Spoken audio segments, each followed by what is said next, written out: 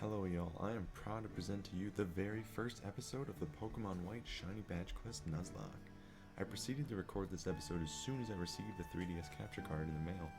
I had a lot of time to prepare a plan, but as you'll discover in this episode, not all things will always go according to plan, so let's jump right in and see what went wrong.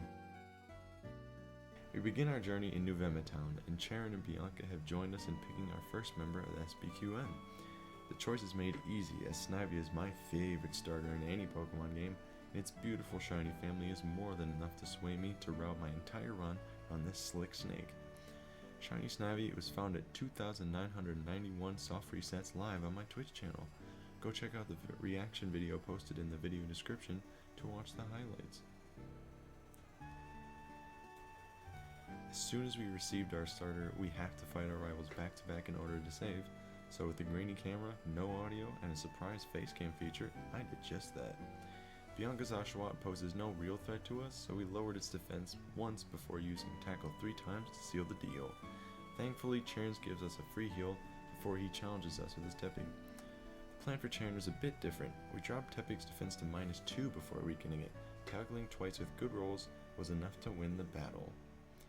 After beating our rivals, we got the chance to examine our Snivy and its potential. It has a hardy nature, which, as it is described, is very neutral. It's not that bad, but it could be better. Its IVs, on the other hand, are as follows: 31 in HP, 19 in attack, 15 in defense, 30 in special attack, 26 in special defense, and 1 in speed. And wow, holy guacamole if you're Poggin, I am too, because while the Snivy family is primarily known for boasting a high base speed, and ours isn't that great, it absolutely makes up for it with its amazing remaining IVs. It has the potential to be a hard-hitting special attacker and a bulky switch-in as well. We'll see how it develops as the run carries on. Alright, now say bye to the grainy face cam and game capture, and hello to the 3DS capture card and audio.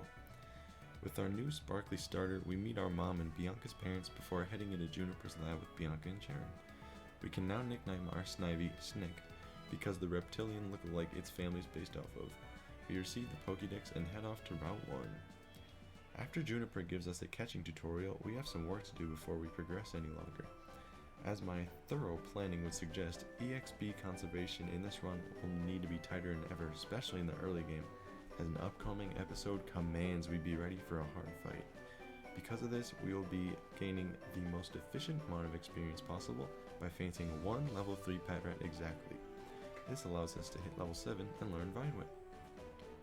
Upon entering Cumula Town, we let Juniper show us around the Pokemon Center before watching Team Plasma's demonstration outside. N approaches us afterwards, and the next fight begins. N's Purrloin can feint Snick if it gets too many critical hits, so I decided leveling Snick to 7 and having learned Vine Whip would increase our odds of winning. We are slower, but drop Purrloin's defense to -2 after it uses Growl to drop our attack to -1. Purrloin racks up some heavy scratch damage, but we're able to land a critical hit on our 3rd Vine Whip and defeat N for the first time. Before leaving Accumula Town, we heal Snick and jam out for a second with this awesome Accumula Town music.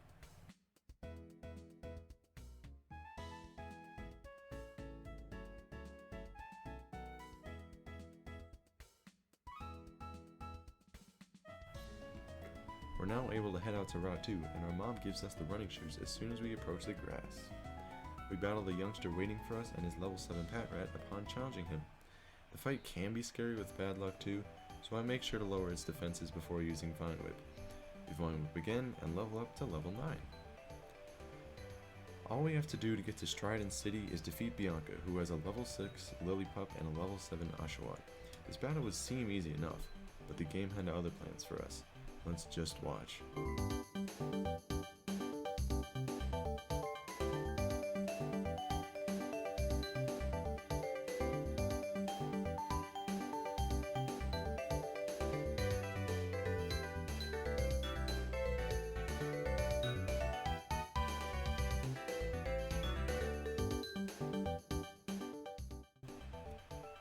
Could not believe it. I should have used Leer to make killing it easier, but I hadn't looked at this fight beforehand because it looked so easy. With just 4 HP left, I had no choice but to Vine Whip Oshawott.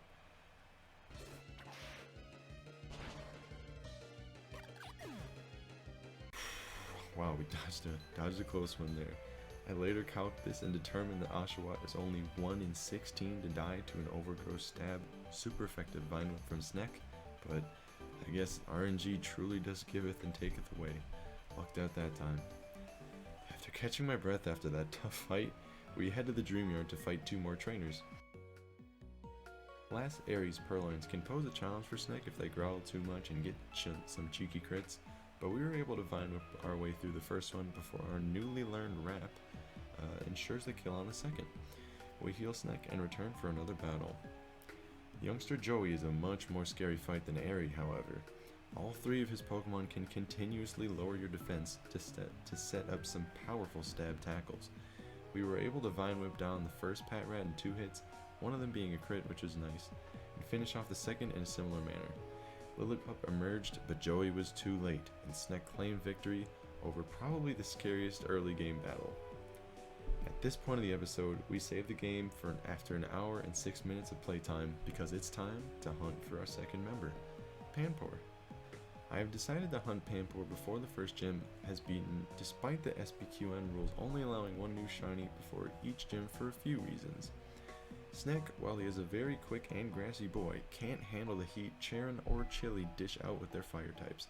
This would crank up the difficulty a ton and is easily combated with getting Panpour early.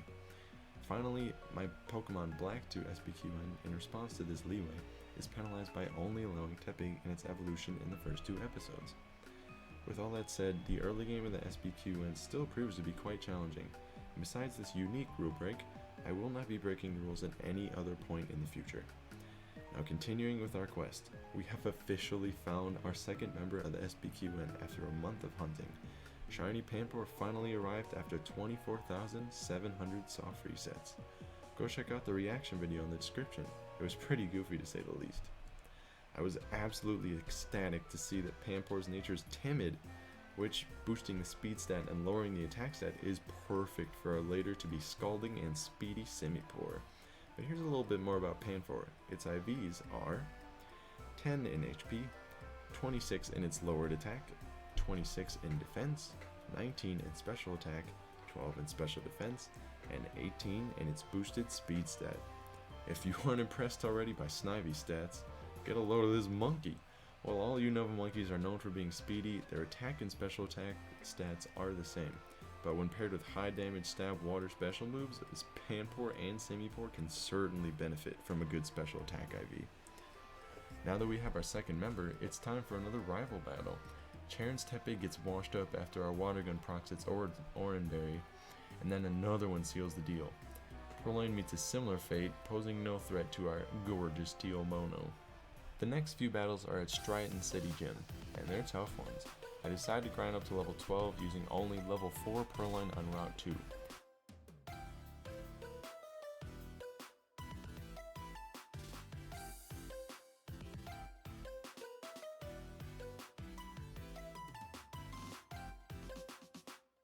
After an hour and 25 minutes and 235 total encounters, I knocked out enough Purloin to get to level 12. It's time to challenge this first gym trainer. At level 11 and having 6 IVs in each stat, Wader Maxwell's Lillipup can end our run early if it gets lucky enough. Using stab water guns, and while being leered into deadly crit ranges, our Panpour toughs it out and its 4th water gun lands and seals the deal. Waitress Tia, the next gym trainer, can really only be scary if her Patrat manages to land a bite after taking damage from our Panpour, but you know, our Panpour crits the first water gun, and a second one takes it out. Let's go. Purloin can't handle the Agua either, and promptly spamming it again allows us to take on the gym leader next. I take out one level 4 Purloin to hit level 13, and thought I was ready to challenge the next gym. I ready my party with Oranberries and said a quick prayer before talking to the 3 brothers, but as underleveled as we are, we'll see how this fight goes.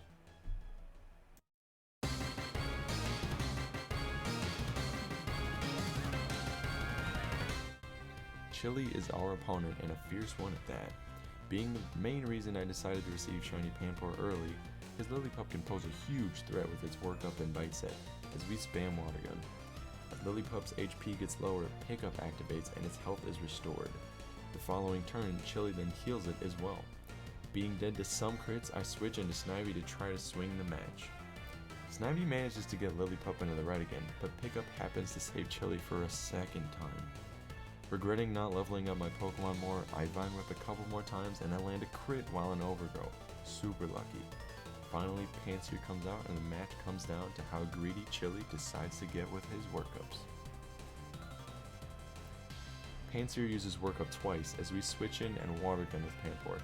It is faster than us, despite our EVs in nature. We lose the speed tie on the deciding turn, however we dodge the crit and manage to take out the Panpour with the Water Gun.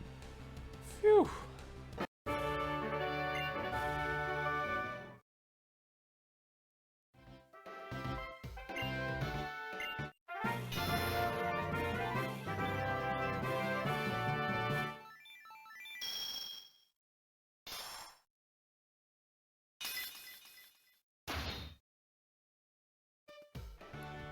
With such a long overdue episode finally finished, I am proud to say that we are moving on to episode 2.